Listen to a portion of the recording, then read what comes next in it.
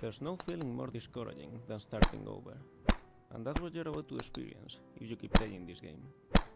It's going to be deeply frustrating.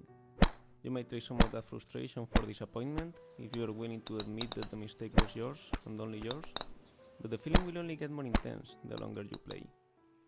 You're going to want to quit playing, and every time you don't, every time you find the strength to keep going, you will only be setting yourself up for a bigger fall. And if you manage to get to the top, will that make you feel good? Will you feel that it's all been worth it?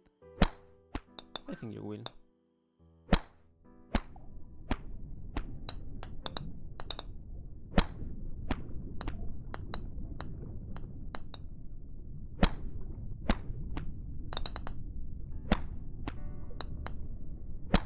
Feel free to stop playing whenever you want.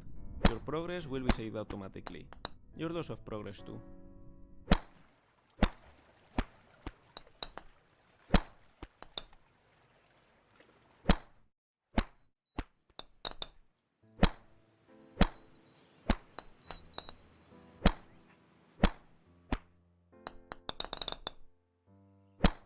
This game is a different take on a game that came out in 2017 titled Getting Over It with Bennett Foddy.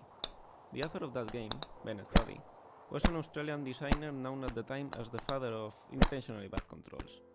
Weird, unresponsive, and hard to understand, intentionally bad controls are bad in the sense that they are suboptimal for the task at hand, making a challenging and infuriating experience of what otherwise could well be a walk in the park. And yet, they often make for amusing games. In Getting Over It, your task is simply to climb up a mountain, but dragging yourself with a hammer while sitting inside a cauldron. No amount of forward progress is guaranteed. Some cliffs are too sheer or too slippery, and the player is in constant danger of falling and losing everything. I watched a video of Bennett Foddy playing his own game, and it was interesting to see how erratically he approached his own challenges. He knew it was possible to overcome them, and he knew the movements he needed to execute. So he will make an attempt, but he will fail, without a clear reason why. So he will try again, exactly the same movements he attempted the first time. And he will repeat this process until, eventually, it actually worked, giving the impression that the challenge was more about perseverance and luck than precision.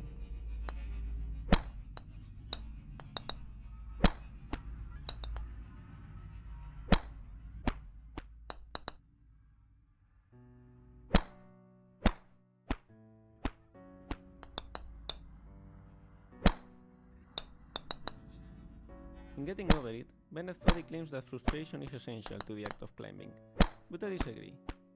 Frustration might be essential to having a real challenge, an obstacle that you are not guaranteed to be able to overcome, but the act of climbing itself can be enjoyable. Climbing and Getting Over It is not frustrating because you can easily fall down and lose all your progress, but because controlling the main character is infuriating. Of course, falling and losing all your progress is also frustrating, but the worst part is not that you have to climb it all over again, it's that you have to fight with the controls while doing so. This game is pretty much like Getting Over It. You need to climb up a wall made of pre-made assets while the game creator talks to you about the game itself. And the point of the game is built around the fact that it's a very hard challenge and you can easily lose all your progress at any time. The main difference, what makes this game more than just a clone of the original, is its controls. Not only because hitting a ball is quite different from pulling yourself with a hammer, but because it's easy and intuitive to control. You hit the ball with a certain force at a certain angle, and that's it. The difficulty lies in calculating what force and what angle you should apply to the ball. And it's not infuriating because you feel in control. If the ball doesn't land where you wanted, you know it's because you did the wrong calculations, and you feel that you can do it better if you try again. This is a game in which you can experience the challenge of climbing an enchanting mountain without infuriating controls being part of that challenge. But that's not the reason why I made this game. It's only why I thought it was worth finishing.